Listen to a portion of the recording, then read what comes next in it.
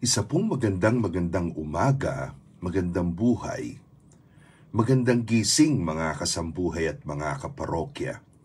Laudatur Jesus Christus, purihin po natin ang ating Panginoong Jesucristo at Ave Maria, pagbati sa mahal na Inang Maria, ngayon pong Huwebes ng umaga.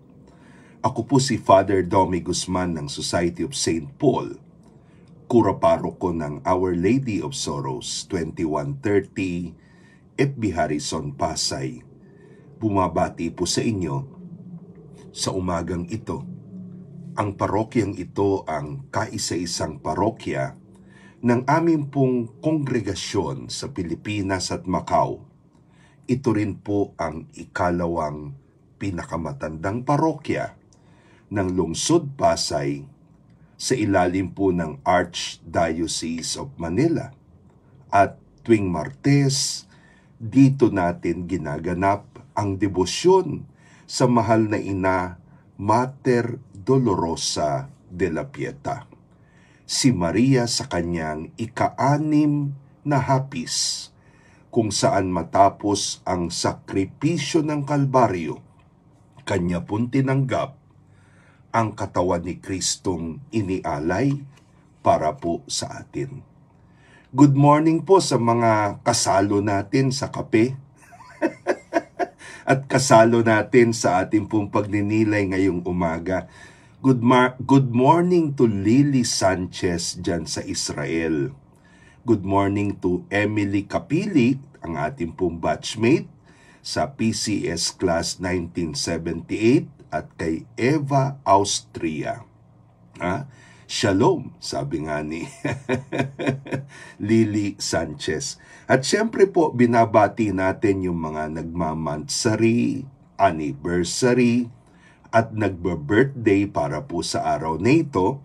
At ilan po dyan sa mga nagbe-birthday, unang-una ay si Kuya Dong Carmelo Bayarkal ng Holy Family ME Community. Happy birthday din po kay Cathy Anicoche, dyan din po sa Holy Family ME Community. At happy birthday kay Judith Balderrama ng Rivers of Living Water Catholic Community. To all of you, have a great day. And good morning din kay Infinity Love. Ayan, So medyo tayo ay bumabalik-balik na po sa ating usual rhythm. Matapos ang pagkakadiskaril natin sa ating biological time clock. Ayan. Happy birthday sa lahat ng may kaarawan, sabi po ni Lily Sanchez. Anyway, ngayon po ay atin pong babasahin ang leksyonaryo ng Huwebes ng ika-34 na linggo sa karaniwang panahon. At ang ating gospel passage ay Luke chapter 21, verse 20 until verse 28. Luke 21, 20 to 28. Good morning to Annabel Malinaw dyan sa Las Piñas. Patuloy nating binabagtas yun pong mga pananalita ng Panginoon na kanyang binitiwan habang siya'y nakatayo sa bundok ng Olibo. Bundok ng Oliba, nakatanaw siya sa banal na lungsod ng Jerusalem. At ang unang maririnig natin sa mga salita ng Panginoon sa Ebanghelyo ngayon ay ang kanyang propesiya na magaganap sa buong bayan ng Israel 40 years pagkatapos ng kanyang earthly mission. Sa taong 70 AD ay magsisimula ang unang pag-aklas ng mga Hudyo laban sa Roma. Isang pag-aklas, Cleng San Luis, good morning, na magdudulot ng pagsisimula ng occupation ng Jerusalem ni General Vespasian na dumating upang sirain na ang banal na lungsod. Totally, ang lungsod ng Jerusalem ay sisirain ng kanyang anak na si Titus, Ray Ansaria ng Acts Community. Good morning. Si Vespasian ay magiging emperador at itatalaga ang kanyang anak na si Titus sa pagsira totally ng banal na lungsod ng Jerusalem taong 73 AD. So yun po yung unang bahagi ng pagbasa ng Ebanghelyo sa araw na ito. Propesiya sa pagkasira, pagkagunaw ng Jerusalem. Pero sa ikalawang bahagi ng ating pong Ebanghelyo, maririnig natin ang Panginoon na magpapatuloy sa kanyang paglalarawan sa pagkagunaw naman ng mundo. At dito, i-express ng Panginoon ang pagkagunaw ng mundo sa pamagitan kanya ng waves, mga daluyong ng dagat na malalakas ang huni. Waves roaring. Ito palang expression pong ito ay tumatalakay sa rise and fall ng iba't ibang mga bansa. At dahil diyan, maraming tao ang mapupuno ng takot. Pero, ang malungkot na bahagi nito, takot sila, nanginginig sila sa takot, subalit hindi sila nagbabalik loob sa Diyos. Pwede palang ganun, ano? Na you tremble in fear because of many upheavals that are happening, but you are not led to repentance. Natatakot ka lang, pero hindi mo nakikita ang daan ng Diyos sa mga pangyayari. Ikaw ay paralisado lang ng takot. At palagay ko dito po ang punto ng Panginoon para sa atin ngayong umaga. Huwag po nating titignan ang mga pangyayari sa mundo, rise and fall of nations, trahedya dito, trahedya doon. Huwag lang natin tignan itong mga bagay na ito na nakakatakot. Kung hindi isipin po natin, ang Diyos ang gumawa ng mundo mula sa aklat ng Genesis. Almira Belsa, good morning. Nilalang ng Diyos ang mundo mula sa chaos, kawalan, kaguluhan, patungo sa kaayusan. Yan ang Genesis. Ngayon naman, patuloy na inaayos ng Diyos.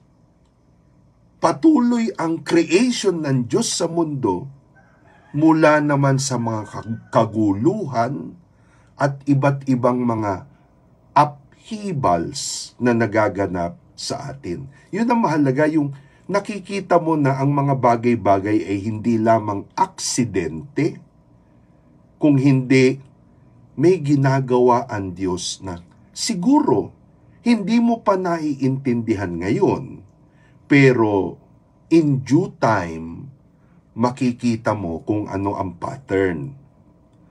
Pangalawa, isipin po natin na kung yinayanig ng Diyos ang mundo sa mga krisis, sa mga iba't ibang pagbabago at upheaval, ito ay hindi upang takutin tayo.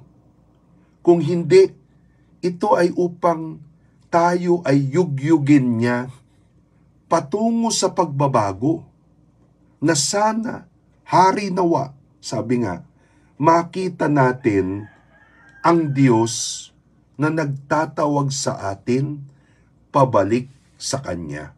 Yun ang mahalaga. No? Kasi kung ang tingin mo lang sa mga nagaganap sa mundo, gera, violence, natural catastrophe, ang tingin mo lang dito ay mga unpleasant events. Sayang, hindi mo nakikita ang mas malalim na bahagi ng mga pangyayaring ito, which is God leading us ever close sa Kanyang sarili. So sana po, yan ang maging disposition natin kapag meron tayong pinagdadaanan sa buhay, ha? Susan Calalo, good morning. And of course, paki-like, paki-share, paki-post, paki-repost ang ating pong pagkagising sa umaga sa inyong timeline, sa timeline ng parokya, Lali De Leon, good morning, sa timeline ng inyong mga faith-based communities, or sa inyong barkadahan at sa inyong pamilya. Pakilala po natin ang ating mga channels ng evangelization sa YouTube, Domi Guzman, at sa Facebook at sa Viber, pagkagising sa umaga. Atin pong tinatawagan ang mga pinagpalang anak ng Diyos, no? Na sana po ay makatulong po kayo sa patuloy nating pag-aayos ng dambana ng Mater Dolorosa de la Pieta at makipag-ugnayan lamang po sa ating pong messenger account. Our Lady of Sorrows, one word, no space, .parish. Sa messenger, you can ask kung paano po ang pagpapadala ng donation at love offering. At sa atin naman pong mga online initiatives, ang ating GCash ay 0917-819-2961. Yan. Binabati natin ngayon ang isa na namang grupo ng ating pong mga online parishioners. Ngayon ay gusto kong ituloy ang pagbati doon naman sa akin pong mga batchmates. Ayan. Batchmates ng Paco Catholic School High School, batch 1978. Yan. Sina Jude Romano, Eric Montes, si Emily Capili, si Fred Sally Mabakyao, si Vernel at Annalie Ventura, Ike Resurrection, si Bing Nobleza Hoson at Betchy Gutierrez Miranda, Marlon Hermo, Rodney Maclang, Marie Flor Ebio at Bong Carion, Alexis Sagire, Alex Sales at iba pa. Marami po yan. Kung i-enumerate po natin lahat yung batch 1978.